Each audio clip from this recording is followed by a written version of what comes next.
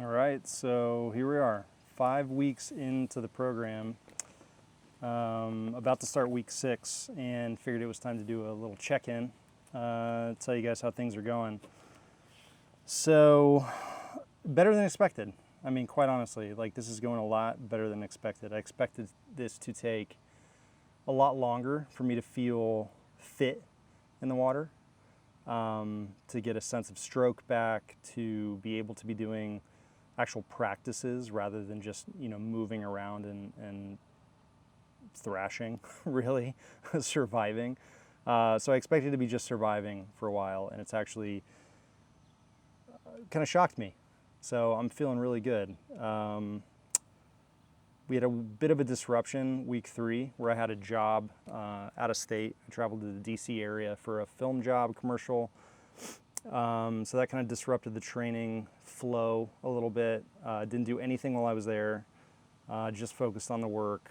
It was just too hard. I had picked out a YMCA, a couple YMCA's in the area where I thought maybe I could go before or after set, but it just didn't make sense. So I traveled on Monday, shot Tuesday, Wednesday. Traveled back Thursday, and then I got back in the pool on Friday for kind of a re-entry session that was less a practice and more just kind of getting the feel back, and then resumed work on Monday. So today you'll be getting this, a week behind schedule basically, but today's Monday the 13th. So today starts week 6 of the program. And yeah, it's been going well. I got my little Bible here. This is my kind of training Bible with the whole philosophy, polarized principles, the kind of structure of it. Phase 1, 13-week base building phase, aerobic development. Again, we're just getting ready to start week 6 of that. So the whole general philosophy is 80% aerobic capacity, 15 to 20% power. So much more of the aerobic development, and then those 1 day a week hard sessions, when we actually start implementing those, will be very, very hard midweek to really build that speed. So yeah, going into this, I expected it to take a lot longer. I expected to be in kind of week 8, 9, 10 before I started really feeling good and wanting to put in some power and some effort behind it. But already I'm having to pull myself back in practice. I feel myself wanting to try hard and wanting to put some effort behind it. And I have to keep telling myself, like, wait, just wait. Get the base built first. Don't injure yourself. That's the biggest thing, is just, can I get through this initial phase of fitness development without getting injured? If I can do that, if I can just take it easy enough to where nothing breaks, or shreds in the shoulders or anything, then I'm setting myself up for a lot of success down the line. So just excited, let me fix this here.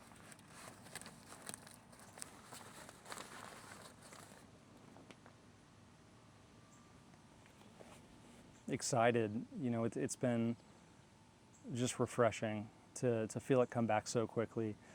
One huge discovery I had, and this is a little almost embarrassing, I didn't realize that all throughout my high school and freshman year in college, I was swimming backstroke all wrong. Mainly my breathing. So I was breathing every single arm, like which is ridiculous. I was completely hyperventilating the entire time that I was swimming backstroke. And I never even knew it. Nobody ever spotted it. Nobody pointed it out. Nobody corrected it. And this go around, as I'm getting back in the water, I'm swimming a little backstroke, and I'm going, this just feels wrong. Why am I doing this?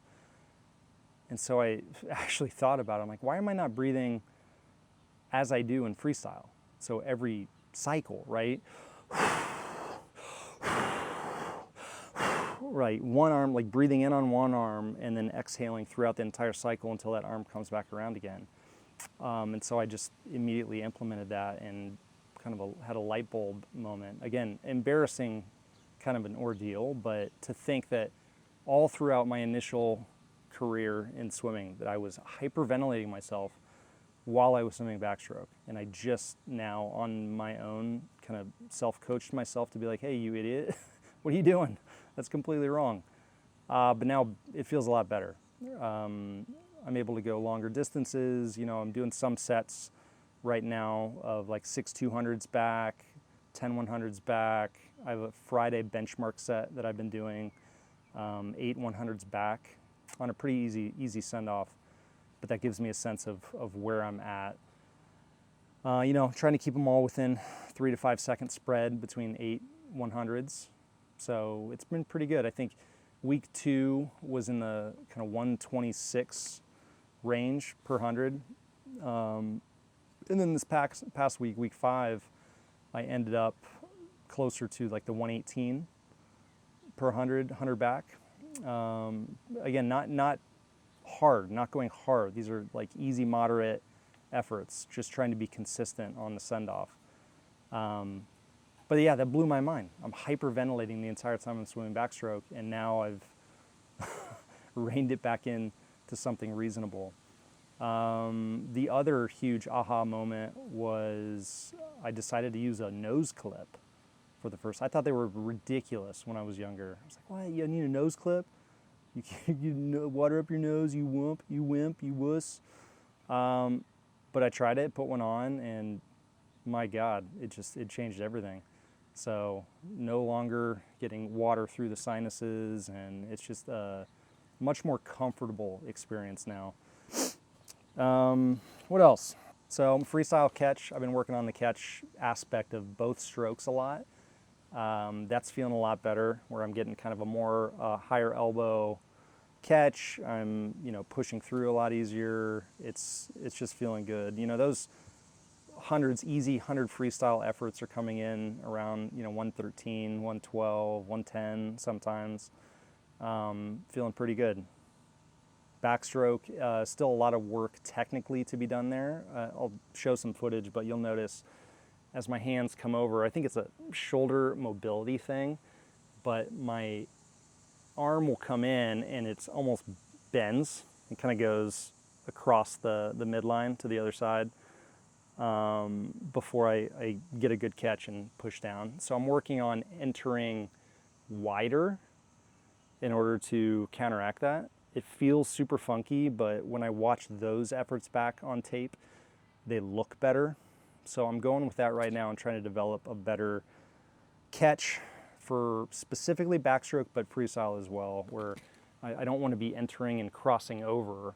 I want to be entering and coming down, right? And keeping it wide enough. So I think as I just go wider,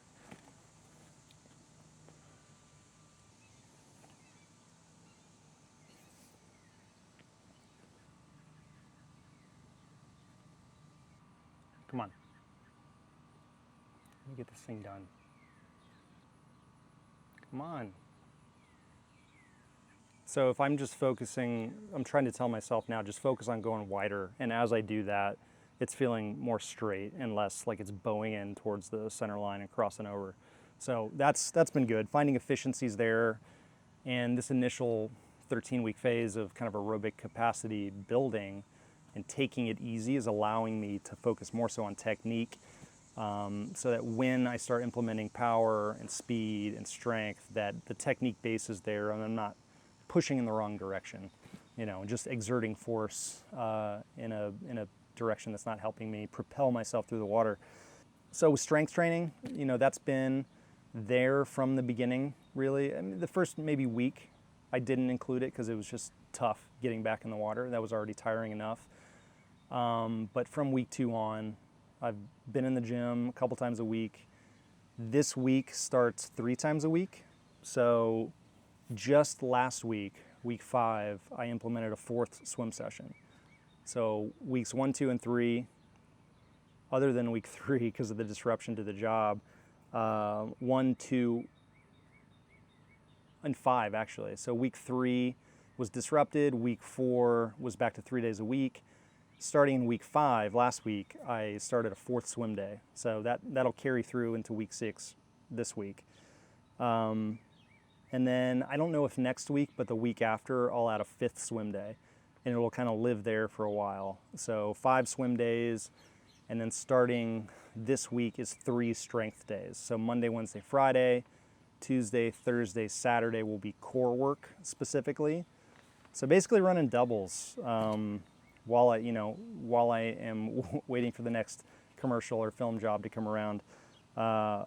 Swimming Monday, Tuesday, Wednesday, Friday this week, week 6. And then eventually either in week 7 or week 8, that'll go to 5 days a week. Running, I was running in the beginning, Tuesday, Thursday, Saturday. And then starting last week when I added the 4th swim day, that's dropped off considerably to now just kind of maintenance movement and just keeping the blood flowing. It's less of a workout and more so just like a recovery blood pumping session just to keep the heart going. Mobility has been one of the biggest things I've been working on too. So every night before bed,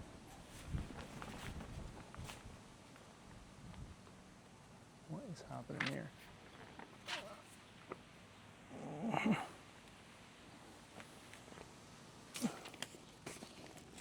Doing this outside was maybe not the best move. Got papers flying all around. I got flags and shots. I got all sorts of stuff happening here. Let me make some adjustments. Okay, we're back to it. So mobility, stretching, mobility, those have kind of always been my weak points. My weak point has been mobility. So in the shoulders, making sure I can get into that good streamline, my lower back, my abdominals really. So I've been doing a lot of kind of reverse core stuff to lengthen out and stretch the abs. That kind of goes into the underwater dolphin. Like I noticed as I'm reviewing the tapes and just any memories I have from high school and college, my underwaters were almost non-existent. So such an easy way to pick up time in the races is working on underwaters. So core has been a huge focus here as well. And then starting in the next phase, so I don't even know what that would be, like 9, 10, 11, 12, 13 weeks in that realm, I'll start doing some dedicated underwater work with fins and without fins and just trying to really develop that underwater dolphin, both for backstroke and freestyle, because I think those are just easy seconds to pick up, especially short course. But that being said, I mean, I'm already doing a couple easy underwaters off of every wall, most walls, both freestyle and backstroke, mainly in backstroke, and they're already feeling better than they were in high school. It's just weird, 20 years later as a 38-year-old man with 3 kids and a freelance cinematography career, that my underwaters feel better than they did at 18 with no responsibilities. It's kind of exciting. And then going along with, kind of the nighttime mobility work before bed is just sleep in general. I've been prioritizing really good sleep habits and hygiene, and most nights are around 7.5 hours of sleep, 7.5. I'd like to get more. It's just right now that's a little tough. I gotta get the kids out the door to their various activities, whether it be summer school or camps or grandma, grandpa days, or whether we're hanging out. I'm usually back home by 9:30, 10 a.m. after all the drop-offs and errands. And then I've got to clean up the house. I've got to do any color work, or whatever that I've got to get done for my career. Make videos, do this kind of stuff for my passion, and then get ready to go train. And I usually train in the afternoons, 2 hours on non-work days, which is a lot of days right now. But the schedule's good. It's a good schedule. I'm waiting for the time where there's longer disruptions and how that's going to impact me, how quickly I'm going to get back to, training regularly. and what that looks like. But I'm trying to maintain it all. I'm trying to keep a good balance of home and family life, career, swimming, YouTube, all these different things. It has to have a little bit of balance for me. And all these workouts and these sessions and the phases and all that stuff. So I'm just keeping track of everything inside of Excel.